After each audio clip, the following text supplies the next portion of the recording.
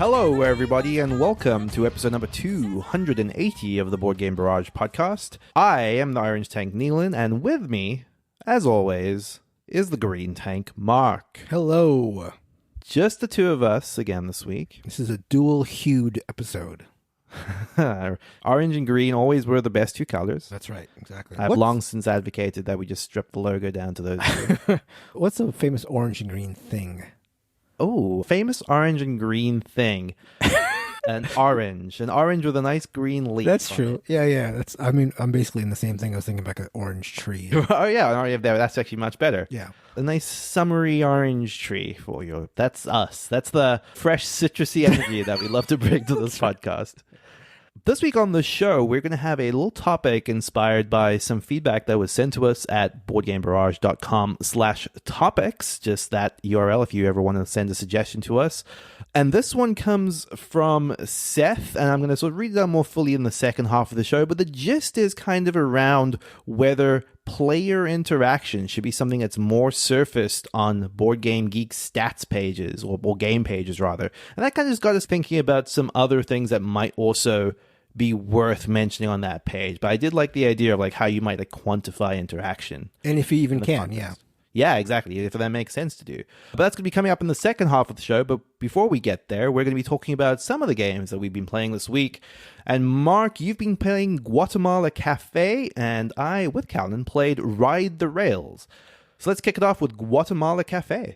Yes, so long before they released Rajas of the Ganges, and long before the Exit games, or Murano, or even Village, which I know Callan often derides for how old and boring it looks and plays, Inca and Marcus Brand released Guatemala Café back in 2006, which was published by Rio Grande Games. I think they even designed this before they came up with Blackout Hong Kong. It's a little... You know what's funny? If you weren't going to make that joke, I was going to make that joke.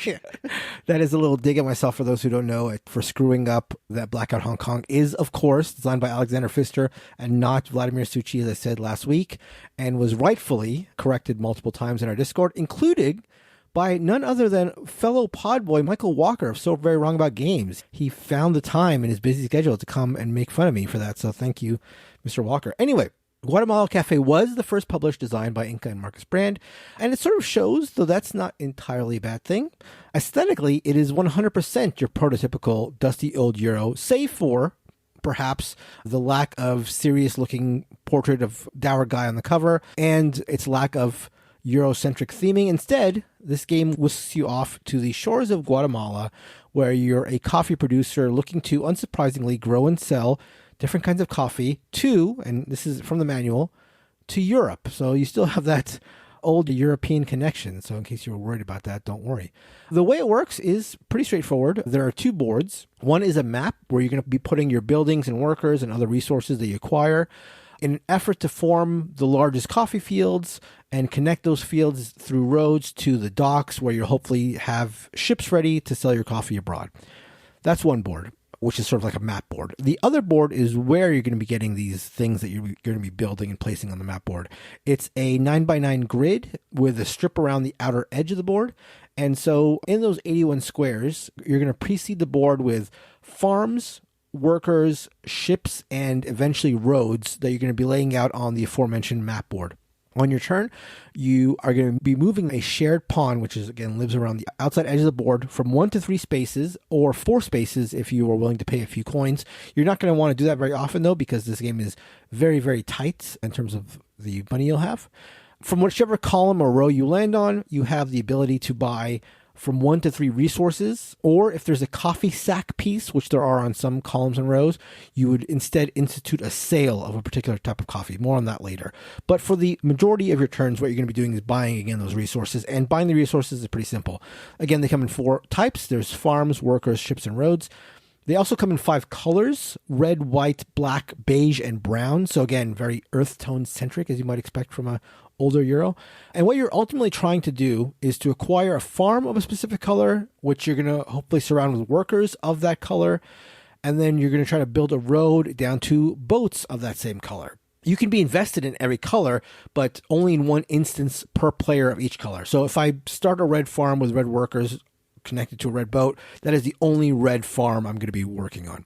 The cost to place these pieces that you acquire depends on how close to the docks you're building them to. You want to be as close to the ships as possible, so that real estate that is closer to the ships costs you more money to place the farms or the workers. Doing this, acquiring these resources and putting them on the board, you're going to soon find yourself running out of money, which will cause, or force, depending on your situation, you to do the other option on your turn, which is instead of buying goods, you can, again, remove one of these colored coffee bags, which triggers a scoring. So you land on a row of column, and instead of taking pieces to build up the infrastructure, you select the bag of coffee piece, which initiates the scoring and also gives you 8 coins, which is your only source of income for the entire game. When you sell coffee, you're not getting any money, you're just getting victory points. So the only time you get money is by instituting one of these sales or scoring aspects of the game. When that action is taken, whatever color bag was selected is going to be the color that everybody scores. And scoring is pretty simple. If you have a farm surrounded by workers, you're going to get a point per worker. If that farm is connected to the same color boat on the dock, that score is going to be multiplied 2 times if there's 1 boat, triple if there's 2 boats the same color, or 4 times if every spot on the 3-space dock has your color boat. So if I pull up a red coffee bag to institute red scoring, every player's red farms will score in that manner.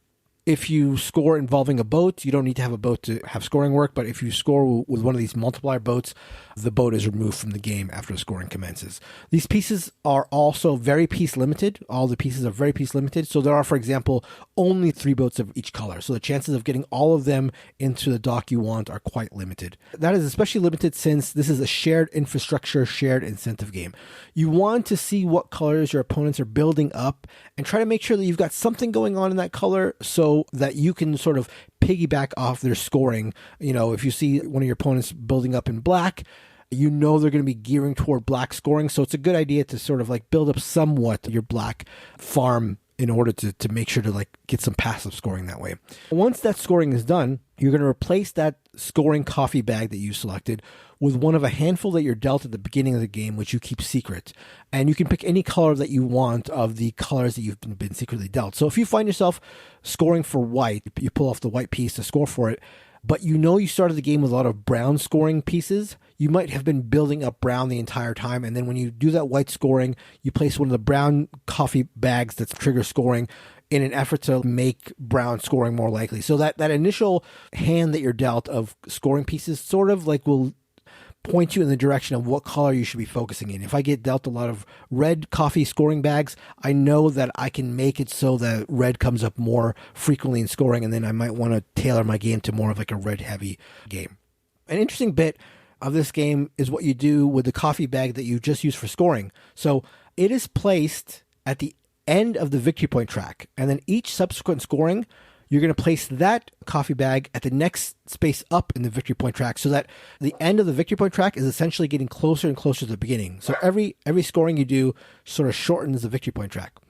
And the game ends when any player's scoring marker crosses that shortened end of the scoring track. So this is all the way back in 2006, and they were sort of laying the groundwork in something they revisit in Raj of the Ganges, which is another Inca and Marcus Brand game, where you're looking to do a slightly similar thing, where you're looking to have your income track cross with your fame track in that game, or something you might have seen in like Arc Nova, where you're trying to make 2 tracks sort of meet up. So same sort of idea here. So I was a little apprehensive when somebody pulled out their copy of Guatemala Café at our last game night. All I knew about it was that it was the first game from the brands and that it was not well reviewed. And I get it. It's not flashy, which is something I will forgive in a lot of old Euros when the trade-off is like a straightforward, simple to understand game with a lot of interesting choices. And there certainly is that in Guatemala Café. Also, it's fast. I mean, the box says 45 minutes, and it's pretty much that long, including more or less the teach, which is going to be quite short given the low amount of rules. But it's not without its problems. The rulebook is a little unclear at times, but it's not a huge problem given that the vagaries are not super consequential for the most part, and whatever vagaries there are pretty much solved using resources like BGG. You can like look up any question you have and people have answered it. I also very much like the shared infrastructure thing and the fact that it can be hard to succeed if you're not sort of scratching your opponent's back a little bit. That said, I think there's a little bit of a potential trap here with this game, given the perfect information aspect of the game, where if someone is able to spot an opportunity to go out on their own and sort of like strike where other people aren't taking advantage of, you can have a little bit of a runaway leader thing, which isn't a huge problem given the game is so short. Also, if players do a little bit of colluding, whoever's not in on that collusion is going to have a hard time doing well. So it's a game definitely not for everyone. It's sort of like can be cutthroat. You can have hurt feelings, sort of, but it's a little bit of something like a truncated food chain magnate. That's sort of the feeling I got in a like 45-minute package. So a really simple bite of that, but I enjoyed it. I definitely will play it again. And again, another game that I might not enjoy 2 hours, but for a little short thing, this feels like a little bit like, again, Food Chain Magnate, a little bit like Estates, and a very short, small package. I think it's pretty darn solid, and actually surprised me by how poorly it seems to be esteemed by the community. So, yeah, I was pleasantly surprised by Guatemala Café.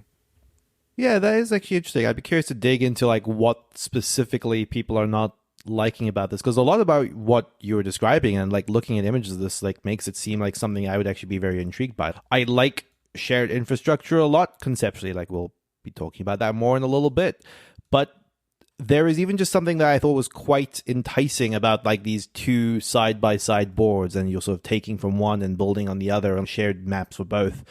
This seems neat. I like that it's the first introduction of, like you said, that sort of victory point crossing mechanism. Yeah. Like there seem to be some cute touchstones here. Yeah, I mean, I think it's sort of a game that we would like, again, to hearken forward to something we're going to be talking about in the future, I guess foreshadow. It has quite a bit of interactivity. You need to sort of, at the very least, be aware of what your opponents are doing to either, again, passively benefit from it or to go your own way, but you do need to keep an eye on that. But I can see that for people who are apprehensive about games like the Estates or games like Food Chain Magnate for the sort of like hard edges, and it sort of feels bad if you're left behind, that's going to be a turnoff. But again, it's so short that by the time you realize that you're edged out, the game is probably pretty close to ending, so you're not going to be wallowing in it like the way that you might in a game like Food Chain Magnate. So that is Guatemala Café by Inca and Marcus Brand from 2006, published by Rio Grande Games. This is purely coincidental, but there's a lot that you, based on what you're describing here, that shares some similarities with the game I'm going to be talking about, perfect. which is Ride the Rails. And you know, who can say, maybe it has some of the same pitfalls. So Ride the Rails is a game by John Borer, who I'm sure is more familiar to people who are train game aficionados. So Ride the Rails is the second game in Capstone's Iron Rail series. This is with Irish Gauge and Iberian Gauge being the first and third respectively, which now rounds out my having played all three of these, which I was quite happy to do.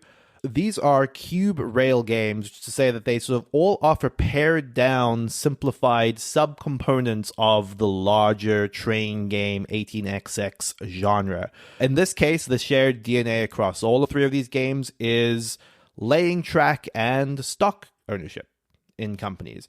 So in Ride the Rails, to be specific, what you are doing in a given round is choosing one color of train in order to take a share in. There's no price associated with these. You just take a share in any given train color. And each of these train colors sort of unlocks over the course of the 6 rounds of the game. So in the first round, there are already 2 colors available. Then the third color becomes available, and so on and so on. After that, you are then laying 5 pieces of track for the colors of trains that you own shares in. So, for example, if I've gone in on blue and red by the middle of the game, I can only buy track to extend the blue and the red lines. Once everyone has bought a share and then everyone has laid track, the third phase of the game is kind of where the game gets its name from. You choose a passenger on the map. The map is pre-seeded with a whole bunch of cities, each of which has a passenger on it. And you pick another city that is connected to that city by a single contiguous train line, and you effectively deliver that passenger to another city. Now, you're going to get points for the total length of that journey, and then every section of train line you use is going to reward the people who own shares in that train line's color. So, for example, let's say I took a passenger down a stretch of 5 blue tracks and 5 red tracks. I will get 10, or actually to be specific, 11 points just for being the person that delivers the passenger down that length of track to those 11 cities. And then everyone who owns a share in blue will get 5 points per share. And then everyone who owns a share in red will get 5 points per share. And you do that for each of the players, everyone choosing a passenger, choosing where to deliver them, which tracks they're going to use, and rewarding the shareholders accordingly. That's the basic structure of the game. You do that for 6 rounds, and whoever has the most points wins. I say points because while it is effectively money, unlike a lot of other games like this, you're not spending that money at any point. It's not like you're using that money to buy shares, so it is effectively just victory points, for lack of a better word. So this, on the surface, definitely has seemingly a lot of shared DNA with the other games I mentioned, both Irish Gauge and Iberian Gauge, the latter of which I'm actually a massive fan of. Iberian Gauge is in my top 50, but I kind of found Ride the Rails a little bit disappointing by comparison. It definitely has that sense of, when you're looking at the stock phase of which companies to go in on, looking around the table and thinking like, okay, well, Kellen has gone in on red, so I might want to share my incentives with Kellen for the red train. But then later down the line, you're trying to differentiate yourself more and find the companies that you can have a higher stake in. So that if, let's say, a yellow track gets used further down the line, you're the one that's most benefiting from that. What makes this interesting is the shares and the track are effectively the same component, these little locomotives. So once all of the track runs out for a company, there are also no more shares available for that company, which means you can rush a track to completion, thus making no more shares available. And similarly, you can get to a point where, let's say I only have stakes in the blue and red trains and all of that track is out, I'm just not able to build in the track run. So there are some considerations there. The thing where I sort of got frustrated with this is I kind of felt like the actual riding the rails part, ironically, was maybe the least interesting component of this to me, where it kind of felt very much like there was not necessarily an immediately obvious move, but a very calculable best move at every point, where almost everyone can sort of look at the passengers available and the sort of confluence of track and be like, okay, well, this is the one that gives me the biggest point advantage because I'm not giving too many points to the blue train people. I'm not giving too many points to the person that is in the lead who has more investment in yellow. This is the line that helps me the most. But finding that was like, not super, super tedious and in some ways just usually fairly obvious. Too transparent, yeah. Yeah, exactly. So the Ride the Rails portion of the game almost felt like, to use Kellen's words actually, felt like it was playing itself. At the time, I thought that was maybe an unfair assessment, but in retrospect, I do kind of agree, where it kind of felt like there was a fairly decisive, obvious best move to make during that phase. So the more interesting decision comes down to the share collection, which is so pared down to the extent that you're only buying one share, and I use that in quotes, right? Because you're just taking a share without any consideration about what its price might be or its value, that the whole thing kind of became more about the negotiation of shared incentives than anything that really felt like it was playing out on the board. Now, take it with a grain of salt that this was like based on one play, but we kind of just felt like everyone was mostly making optimal moves without that much room for making like egregious mistakes. And maybe I'm wrong in that assessment. Maybe there are games of this that go wildly in the other direction, but it didn't seem like there was that much of a landscape strategically for this. Mark, what was your experience playing Ride the Rails? Yeah, it's been a while since I've played it. I think I played it in its pre-Capstone incarnation and then played again with the Capstone version. One thing I like about the Capstone version, and it's been so long since I played the pre-one that I don't remember if this is true, but I like how everything's on the board in that version. I think the rules are even on there and all the iconography. Everything you need is sort of on the board. I always like that about that. Yeah, all three of the Iron Rail games, like the way that they sort of have all of the information, like you said, all of your actions very clearly demarcated in like a huge section of the board. Like they also sort of devote a fair amount of space just to like tracking agents so that you can easily figure out, okay, this is how much every person benefits from each of these things is quite good. Yeah. But that also goes hand in hand with the issue I had with it, which is what you've talked about. It's a game where the optimal play is like not trivial to figure out, but also not so complicated that you're just going to not even go for it. It's in this bad gray zone where everybody can sort of figure out, as you said, the optimal moves with a little bit of time. So my experience, I don't remember much about it, but I do remember a lot of calculations because the calculations are relatively quick. They're not trivial, so it's not like you can like glance at the board and say, oh, obviously this is what I want to do. But there's like a little bit of math you could do, and then you sort of know what the best thing is. And so, yeah, the shared incentives sort of are the way that you work around that. But again, my experience was similar to yours, where it's just like the scoring is a little too clear. And after a little bit of math, in a little bit of time, you sort of know what you should probably be doing. And so everybody sort of does that. And so, yeah, there's just not enough sort of opacity to make for not interesting decisions, but for, interesting overall play. Totally. Like, yeah, anything that felt eclectic, just it wasn't like there because and that's always been my experience with, say, Iberian Gauge or again, my scope for these types of games is low, but Stevenson's Rocket, for example, that had very interesting players emerge very, very quickly. That also kind of brings me to what is actually my biggest frustration with Ride the Rails, which is kind of, you were saying, that sort of mathy component of working at the points. That has a very distinct strategic implication, which is how dependent this game is on turn order. And turn order is recalculated every round based on how many points you have. So as in the people who are furthest behind in points get the most advantages in terms of getting to buy shares later. In other words, getting to see what everyone else buys first, as well as being able to build track first. Now, you could argue that there's not strictly an advantage to that, but regardless, if you wanted to go first in turn order, you could easily sacrifice your point gain in order to position yourself just behind the player in last position, which leads me to something I know that frustrates you, Mark, which is, do I want to earn the most number of points I should be able to earn on this round, or do I want to sacrifice that for the sake of turn order? Yeah. I hate that. Yeah. I hate that as a calculation. I never want to do it. Yeah, agreed, yeah. So that, unfortunately, was a maybe disappointing end to my journey through the Iron Rail series. Iberian Gauge is still the standout of the three for me. Still highly recommended if you're at all curious about this weird genre of board games. That is Ride the Rails by Capstone Games and John Boyer.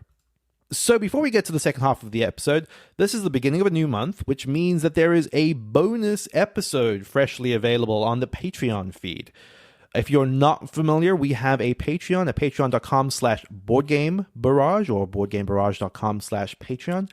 And that is a way that you can support the show if you're able to. We use all of the funds that we get from Patreon. We feed that straight back into the show, whether that's buying hosting, equipment, games to review, that sort of thing. And your reward for that support are a bunch of little tiers which we have available, which give you either bonus episodes in the form of off the records at the most basic level, monthly bonus episodes which kind of delve into some of the other stuff that we have going on in our life. And then there are some Discord rewards if you're a part of our Discord community at boardgamebarrage.com/Discord. So that's a lovely way. We hugely appreciate all of our patrons. You can check that out at patreon.com/boardgamebarrage. Yeah, this last bonus episode, we talked about a lot of non-board game related stuff. Kellen and Nealon turned me on to the Blackberry movie, which I'm going to be watching soon. Kellen talked about his trip to Alabama, which was culturally a rich experience for him. Patrons will know what I'm talking about. And so, yeah, a lot of fun things. Talked about the end of Succession, I think, a little bit.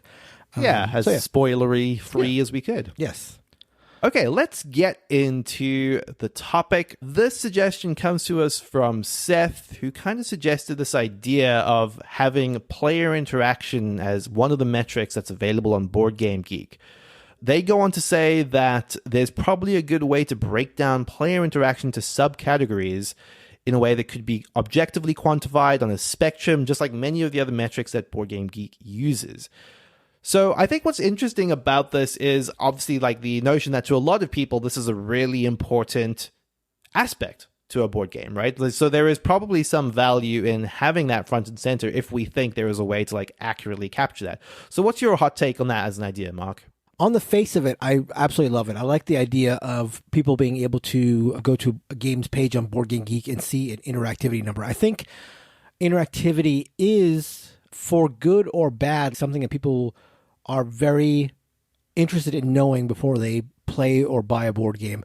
And I say for good or ill because, for example, in our group, it's something that we generally want. We generally want a game where we are either actively in each other's faces, like in a game like a Troops on Map game where you're actually fighting each other and stuff like that, or, where we have to be aware of other players' actions in order to succeed. But it goes the other way as well, where I know that sort of in-your-face thing is not for everybody. A lot of people will make sure to stay away from those games. And even myself, there are some times where I'm looking for more of a multiplayer solitaire game where I'm just trying to and look to build my own engine or do something like that. And it'd be sort of nice to know, to be able to go to a BGG page of a game and just say, oh, okay, this one is more multiplayer solitary. So if I'm in the mood for that, then that's the game I'm looking for. Or this is like a heavy interactive game, and maybe I'm not in the mood for something that's so in your face right now, so maybe I'll stay away from it. It would be nice to have that at a glance, although as soon as you start thinking about having it at a glance, you start seeing all the potential pitfalls, I think. Yeah, I think one of the things that's enticing about the idea is kind of exactly like you said. Like, for someone like ourselves, and I would say, I think Kellen is usually the most direct in saying that every game must be highly interactive. But I feel like I tend to, like you, have days or even moments where I want one thing more than the other. And I would love the idea of sort of just being able to know going into a game what I was going to get out of it in that regard. If it's one where I sort of would have to prep myself for this sort of like mental trauma, I suppose, of just like being able to like, you know, have all of my best laid plans hurt by someone else at the table, or if it's just that sort of style of a Euro game that I happen to like a lot, like something more like A Feast for Odin, where I have to worry less about being disrupted by other players as I go down the roads that I like to pursue. So could you just assign a number to a game? Do you think saying a game on a, BGG does their scales for the most part 0 to 5. If a game was a 5 interactivity, is that enough to sort of get the sense of the game? Because I think it is in some respect, right? A 0 interactivity game versus a 5 interactivity game. I think you know something about it, but my gut feeling is that's a little too broad, right? Yeah, I would agree with that. Like, I do think that there is some sense to which you could just assign it on a scale. But like, the more I thought about this, the thing that I kept coming back to is I would like to know what sort of interaction it is, right? So it's almost like what I would like is, in the same way that they have mechanics, for example, like, hey, what are the primary forms of interaction in this game? Is it like blocking? Is it fighting? Take that, the very specific kind of breakdowns of the forms of interactions with kind of this like a little metric on like, and how much does this apply, Right. And that maybe I'm asking for too much in that case, because that starts to feel like something that's less easy for people to pitch in on BGG, as it were. But it does feel like that's the sort of thing I would like to know. Okay, this is a very blocky worker placement game versus one that isn't. Because that starts to feel like, to me, in the context of worker placement, for instance, like what actually the crux of that type of genre is. Like, is it one where I am going to be expected to be able to get in other people's face? Because, like, for example, like having played Barrage last week, I was pleasantly surprised by how tight the worker placement on that is. And that's not something you see from a lot of worker placement games. And that's not always something I always want from a worker placement game, but it's always something I want to know about it. It's funny, we way back when, I can't remember what episode it was, but it must have been 3-4 years ago, when BGG was doing their whole restructuring of the classification of games. They had, I think, Jeff Engelstein and maybe somebody else, Gil Hova maybe, go over all their mechanisms and sort of revamp them. And I know we had a discussion on it that I think was actually pretty spicy. And I think you and Kellen were on this is too much breaking down of things, or how much do we actually learn? And I remember I was on the like, oh, I actually like this side of things. And I actually find myself going back to the idea of like, well, why couldn't you do this? And I think the way you do this in a 5-point scale is how, for lack of a better term, aggressive the interaction is. I would say a 5 is something where you take that or at each other's throats or fighting, direct fighting. And something like a 3 might be blocking. And something like 0 is like no interaction, like true multiplayer solitaire. And I think that would actually work for me. I think that is comprehensive enough. It's sort of like a meanness. Yeah. The problem is who determines it. But I think if you could get that, I think that would work for me. I think that's actually fair, because actually even everything that I'm describing is kind of conveyed by the mechanics, right? So if you had worker placement game in conjunction with some interactivity scale, you would get the sense of like where that interaction is coming from. So yeah, I think that makes a lot of sense. Like, I think you could probably just have a number convey most of what you need to if you had some adequate description of the game as well. So what do you think would be like the one-word description that makes the most sense for that metric? Like, I liked meanness. I mean, that's actually something. I think that's like the most illustrative term. I think that's most accurate term. I think you wouldn't want to have a metric called meanness on the BGG page, but I think like, you could dress it up as interactivity or whatever. Right. But I think what it amounts to is meanness, because When we describe games in our upfronts, when we're talking about how games are, one of the main things we talk about are how interactive or mean a game is. And I think a meanness scale, or if you want to call it interactivity scale, I think that would help a lot, actually. I can think of groups that I play with who would want a game, for the most part, in most circumstances, that was never under a 3. And I can think of other players I play with or situations where I'd want to make sure a game was never over a 2 or a 1 or something like that. And I think that'd be actually quite helpful. I can see it.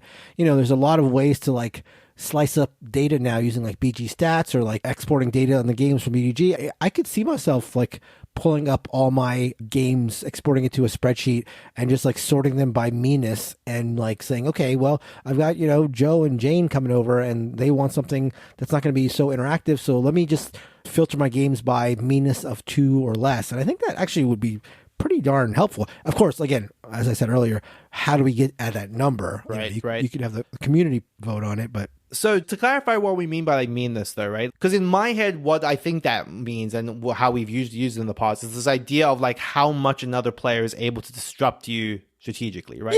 Yeah. So does that mean like, for example, on the most extreme end is like a very, very take that game where like everything you're doing is kind of just hurting another player and then... Yeah, I think so. Like a game where one person can destroy your engine or destroy your position or something like that, like where one person can completely disrupt your... And again, I think you can have like an objective-ish number. I think you can actually place a number on it, which would never be, again, wholly accurate. But of course, there's going to be a lot of what do you mean by disrupt your... Because like, Sure. Even in a game where it's just blocking, you can be quite aggressive. And if you meant to go out and cripple somebody's plans, you could probably do that even in a lower meanness game. But yeah, I think how much another person can influence your position and how devastating that influence can be. Yeah. Can they get in your face but just mess with you a little bit? Well, maybe that's not so mean. Or can they get in your way and then cripple your entire situation? That would obviously be higher on the scale. One of the things I've always been interested in is like anytime we've spoken about like the heaviness scale on BGG, there's this idea that frequents a lot, which is this idea of like having this 2-axis system, right? Like complexity versus rules grid, as it were. And so I start to wonder like if there's any value in when we're talking about interactivity of having like frequency of interactions in it, right? Because for example, and the one, I don't know why this is the example that's coming to mind a lot, but Yucatan, a game we spoke about a couple of weeks ago, is ostensibly on the surface quite an interactive game. Like it's a fighty game. It is, a Kemet-like in which you're building up your troops and moving around the map. Well, the map, as it were, being 4 spaces.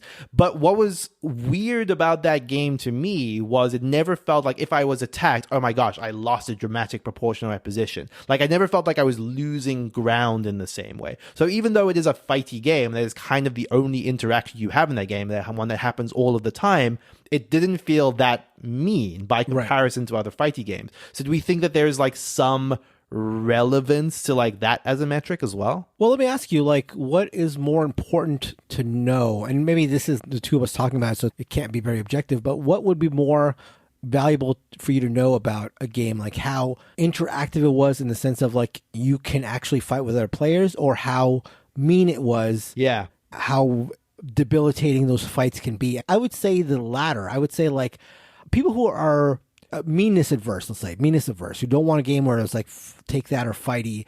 I don't think they care about interaction as long as the interaction is not blocking them or not hurting them, right? So I think using interactivity as in like just how often do you interact with the other player is not as important as when you interact with them, how bad does that get, or how much can I actually be affected by this play? Right. As a scale. Yeah, I think that makes sense. I think that covers ground and is like succinct in the way it needs to be. Yeah, maybe that's it. The scale is like more of how much can other players affect me. And maybe the whole, I'm trying to figure out if the whole meanness aspect of it is important or not. But I mean, that's what we're sort of talking about, right? We're talking about how much another player can sort of hurt my plans, right? Right. I actually would love that, to be honest. I think that'd be a great number. I've said it before, but like if I had a meanness number, I think it would help a lot when it came to picking games. I mean, I'd support that. It's interesting, right? Because I do fall back somewhat on like the argument you reminded me of, that there is some reduced value in reducing games to numbers like this, but it's hard to deny that it is occasionally useful. But that did get me thinking, to bounce off of Seth's question in general, about what other stats or metrics, if we were to go the full-on, like, IMDb, have as much information about the game as possible on the front page of its BGG page, what other things would we like to see? I love this. I know you're like, I don't know if it's an artistic vein. That's in you or exactly something. what it is. Yeah, but I think I don't want the plaque to be bigger than the painting, Mark. I get that. But I think there's so much value to like at least a little bit of like this curation or this assigning numbers to thing. I think it just would help a lot. Like, for example, so one last bit about the interactivity thing. Like right now, when I have friends come over who I know are not going to be into interactive games, the best I can do is sort of like either play games that I know cold and I can remember exactly like how interactive they are, or if I see like Take That, I know they're out. But that's not really helpful. Anyway, so I think the most glaring thing for me when it comes to BGG pages and the information they have is the time it takes to play the games, okay? Because here's the thing, it's crazy because you have the player count, okay? And the player count on the BGG pages tells you what's on the box. It will say, like, for example, I'm looking at Ride the Rails, the game we just talked about, and it says 3 to 5 players, which is the number that the box says, right? Yeah. But then the most important part, you ignore that. Right, exactly. Yeah, I look at that and I don't think about it. That's like a blur. I don't pay attention at all. What I pay attention to is the link at the bottom of all these, which has the community rating. So the community rating is what people who've actually played the game, they go back to the BGG page and they vote on what they think the best player count is. And this is like either best at, recommended at this player count, or not recommended the player count. And that's what I always click. I always click that and to see what people say, like, okay, yes, Ride the Rails is a 3 to 5 player game technically, but according to people who have played it, it is recommended at 3, but best at 4 or 5. That's much more important, much more valuable information to me. And so I don't know why they don't do the same with the playing time. It seems like such a analogous situation, playing time, Ride the Rails, 45 to 60 minutes, but there is no chance for the community to vote on what the actual playing time is. And as anybody who's played 2 board games in their life will know, what's on the box about the player count can be off, okay? But what's on the box about the playing time is almost certainly going to be very off. Right? Yeah, we know this. So why not just have that same thing? I don't understand why not. I mean, the BGG page has like the community take on the age appropriateness and all this other stuff. They have the community weigh in on the weight of the game, but they don't have the community weigh in on the playing time. I just don't understand why that's the case. Yeah, it's funny. I was looking at this recently in the context of Stationfall's player count recommendations, and that's a game that advertises itself as 1 to 9 players. But if you look at the player stats, it's like, only played at 3, 4, 5, and 6. Right. That's right. 4 of the 9 possible player counts that people will say you should actually play it at.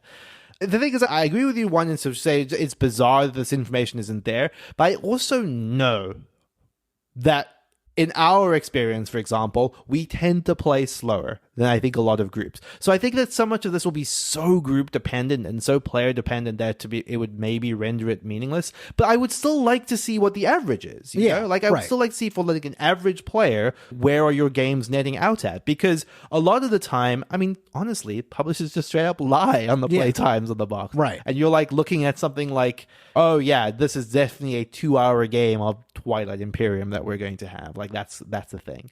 I mean, and they lie about the player count, and again, we've addressed that, so I don't know why we can't address that. And maybe the problem is that at different player counts, it's different lengths of time, but then just have like a per player thing. Have a per player time. You can fix this, BG. We're giving you the tools here, and you're not using them. One of the ones I thought about that I know would get Callan's vote is set up and tear down as a measurable metric as well. I think that would be something. I know that there's a lot of times where like a pretty substantial proportion of the game is just basically getting out of the box. Yeah, that would be very helpful. I find myself more and more annoyed when this surprises me. This doesn't have to be as granular as the playtime thing, but if you could just have like a short, medium, or long setup, that'd be great. I would love that at the very least. Table size needed? That's good as well. Yeah. I wonder how would you quantify that? You would just I don't know. I just know that there are some standard square table board games that good luck getting some board games to fit on that like standard square table. I mean, why not do this? I love this. Like if you went to a BGG page and it had like playtime and you actually had a good idea, and if it had like setup time medium and table space required large, that would be like so great, and just doesn't seem like it takes that much more information. We mentioned earlier like the 2-factor scale when it comes to weight of the game. I know weight is very contentious in the community about being an accurate measurement of how heavy a game is. What does a heavy game even mean? I know this was made popular by the Board Game Moguls podcast, and it's become, I've always thought of it as the mogul scale. I know people know of it as the mogul scale, but the idea is that you have a 2-axis system where one axis is the rules grit or the rules length or the rules heaviness versus the strategic complexity. And I've always thought that was a much better way to do things. I don't mind the sort of blanket weight, but I think that whole 2-axis scale would be much more helpful in determining what a game is like. Yeah, this is one where I definitely see the benefit of it, but I'm also torn somewhat. And I think, though, actually, for me, what the most egregious case that I'm aware of is like A Feast for Odin, for example, which, is rated fairly heavily on BGG. But in my experience of teaching it, it's more just that it's a lengthy rules explanation than it being an especially like complex game. I mean, to be clear, like I'm not trying to imply that this is like a medium weight game or anything like that, but I don't think it's as heavy in complexity as its weight on BGG would suggest. Yeah. It's just an awful lot to explain. Absolutely, yeah.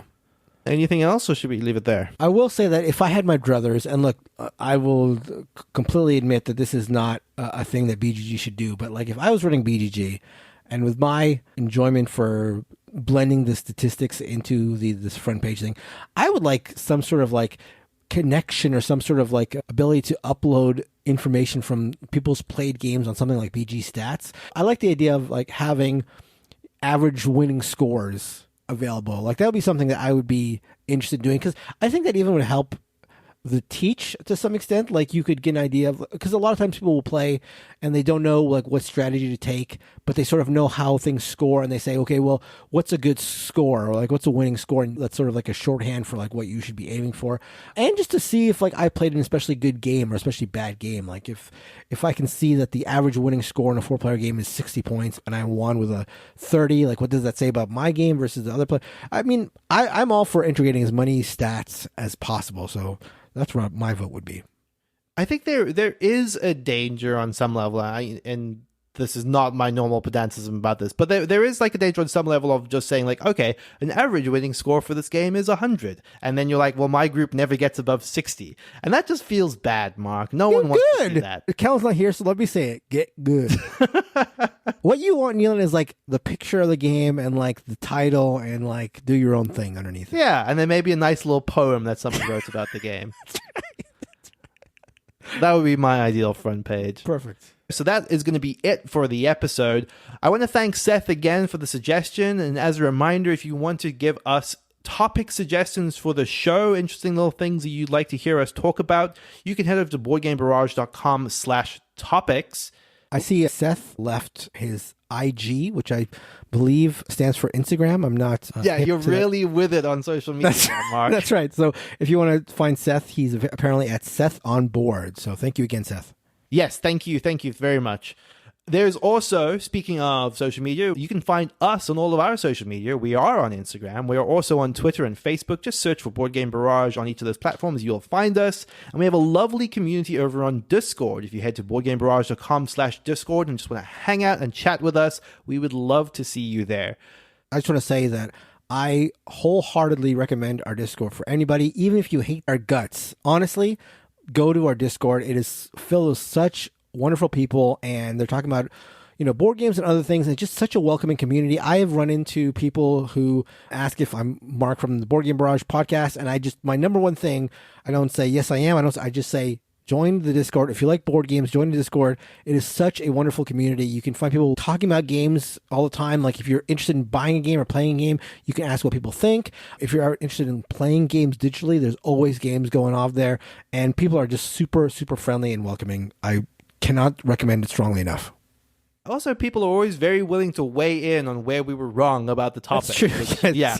which I'm sure people will. And this week, if you have some thoughts about stuff you'd like to see on Board Game Geek, or how our thoughts on interaction and whether that's even a valuable metric, please feel free to weigh in on the podcast channel. We'd love to hear it. Maybe you want to take up Dylan's suggestion and come up with a poem. Come up with the I'd love Biblios it. poem. Yeah, tell me what the Biblios poem would be on Dylan's version of BGG. I'd love to see that. Fantastic. I would love to do that too. That would be great. Just write a poem for each of our favorite games. That would absolutely make our day. Thank you as always to Heart Society for our intro music. What's in Your Mind, Kid? Goodbye, everybody. Goodbye.